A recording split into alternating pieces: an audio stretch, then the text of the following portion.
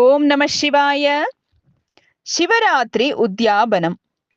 நைமிசாரண்யவாசிகள் சூத முனிவரை நோக்கி, சுவாமி, சிவராத்திரி விரத சாந்திக்காக உத்யாபனம் செய்தால் சிவபெருமான் பிரசன்னமாவார் என்று தாங்கள் சொன்னீர்களே, அதை முறைப்படி எங்களுக்கு சொல்ல வேண்டும் என்று கேட்க சூத முனிவர் சொல்லத் தொடங்கினார்.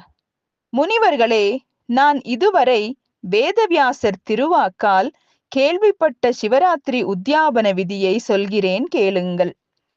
சிவராத்திரி தினத்தில் நித்திய நியம விதானத்தை முடித்துக்கொண்டு சிவாலயம் சென்று அங்கு சாஸ்திர விதிப்படி சிவபூஜை செய்து குரு நியமப்படி சிவராத்திரி விரதம் செய்வதற்காக சங்கல்பம் செய்து கொண்டு இரவு முழுவதும் நித்திரை இல்லாமல் 4 ஜாமத்திலும் ஸ்தாபித லிங்கத்திற்காவது பார்த்திவ லிங்கத்திலாவது முடியுமானால் 2ற்கும் சிவபூஜை செய்து மறுநாள் விடியற் காலத்தில் ஸ்நானம் முதலான நித்திய கிரியைகளை முடித்து கொள்ள வேண்டும். பிறகு சிவ சந்நிதியில் சங்கல்பம் செய்து கொண்டு சிவப்பிரசாதத்தால் இந்த விரதத்தை செய்கிறேன் என்று பிரதிமாதமும் தேவரீரது கட்டளையால் இந்த விரதம் செய்யத்தக்கது. இது விக்னமில்லாமல் முடியும்படி அனுக்ஞை செய்ய வேண்டும் என்று சிவாலயத்தில் நியமித்து கொண்டு பிராமணர்களுடன் தானும் புசித்து பிராமண ஆசியை பெற்று நியமத்தை முடித்து கொள்ள வேண்டும். பின்வரும் கிருஷ்ணபக்ஷ சதுர்தசியில் விடியற் காலத்தில் எழுந்து தீர்த்தத்திலாவது வீட்டிலாவது ஸ்நானம் முதலிய நித்திய கருமங்களை முடித்து கொண்டு சிவசந்நிதிக்கு சென்று சிவபூஜை செய்து, எம்பெருமானே, இன்று உம் கட்டளையால் நிராகார விரதத்தை நீர்ஜலமாக செய்ய நிச்சயித்திருக்கிறேன். இந்த விரதத்தை அனுஷ்டிக்க உத்தரவு கொடுக்க வேண்டும் என்று கும்பிட்டு காம குரோதாதிகளை விட்டு பகலை கழித்து இரவு 4 ஜாமங்களிலும் பூஜித்து மந்திர ஜபம் செய்து பக்தி செய்து விடியும் வரை விழித்திருந்து பிறகு ஸ்நானம் செய்து சிவபூஜை முடித்து பிராமணர் அதிதிகளுக்கு போஜனம் செய்விக்க வேண்டும். இவ்வாறு செய்வதற்கு சக்தியற்றவன் ஓர் அந்தணனுக்காவது அன்னமிட வேண்டும். பிராமண ஆசீர்வாதம் பெற்றுக்கொண்டுதான் கிருத கிருத்தியங்களை செய்ய வேண்டும்.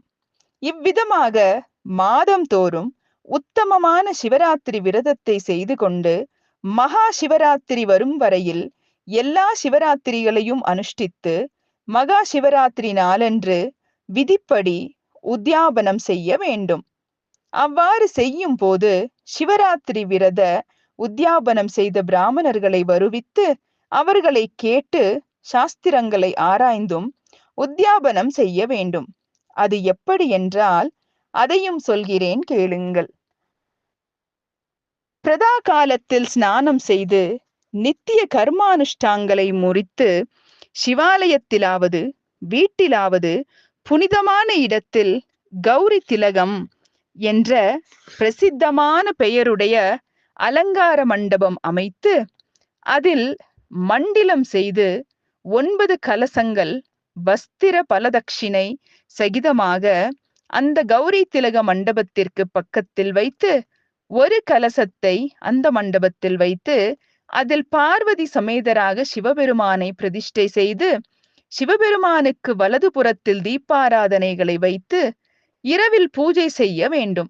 இரவு முழுவதும் விழித்திருந்து பிரதி ஜாமத்திலும் சிவபூஜை செய்து கொண்டு நிருதகீதம் முதலியவற்றுடன் வேதயுக்தமான விதிப்படி பூஜித்து விடியற் காலத்தில் ஸ்நானம் முதலியவற்றை முடித்து புனர் பூஜை முடித்து ரிஷிகளுக்கு சமானமான வேத பாராகரான பிராமணர்களுக்கு யக்ஞோபவீதம், அதாவது பூநூல், வஸ்திரம், மிதியடி, பொன் மோதிரம், காது கடுக்கன் முதலியவற்றை தானம் செய்து நெய், பாயசம் முதலியவற்றால் ருத்ர மந்திர ஜெபத்துடன் ஹோமம் செய்ய வேண்டும். இன்றைய கதையில் வந்த சில சொற்களுக்கு விளக்கம் பார்க்கலாம். உத்யாபனம் அப்படின்னா விரதத்தை நிறைவு செய்யும் செயல். அதாவது நோன்பை கடைபிடிக்கிறோம் இல்லையா, உண்ணாமல் நோன்பை கடைபிடிக்கிறோம், அதை முடிக்கக்கூடிய செயலே நம்ம உத்யாபனம் அப்படின்னு சொல்றோம். நித்திய நியம விதானம் அப்படின்னா காலையில நம்ம எப்பவும் எந்திரிச்சு நம்ம செய்யக்கூடிய வழக்கங்கள். எந்திரிக்கிறோம், பல் தேய்க்கிறோம், குளிக்கிறோம், அப்படி பூஜை செய்றோம் இல்லையா? அந்த விதிமுறைகள். அதுதான் நம்ம வந்து நித்தியம் தினமும் செய்யக்கூடிய அந்த நியம விதானம். அதாவது எப்போதும் தொடரும் வழக்கம் அப்படின்னு அர்த்தம். சங்கல்பம் அப்படின்னா ஒரு நல்ல செயலை செய்வதற்கான மன உறுதி. நான் இந்த பூஜையை அனுஷ்டிக்க போறேன், நான் இந்த பூஜை பண்ண போறேன் அப்படின்னு ஒரு தீர்மானத்துக்கு வரோம் இல்லையா? அததான் வந்து சங்கல்பம்னு சொல்றாங்க. பிரதா காலம் அப்படின்னு ஒரு வார்த்தை இருக்கு. பிரதா காலம் அப்படின்னா பிரம்ம முகூர்த்தம். காலையில 4 to 6:30 மணி இருக்கு இல்லையா? அப்ப அந்த டைமை நம்ம வந்து பிரம்ம முகூர்த்தத்தை பிரதா காலம் அப்படின்னு நம்ம சொல்றோம். ஓம் நம சிவாய.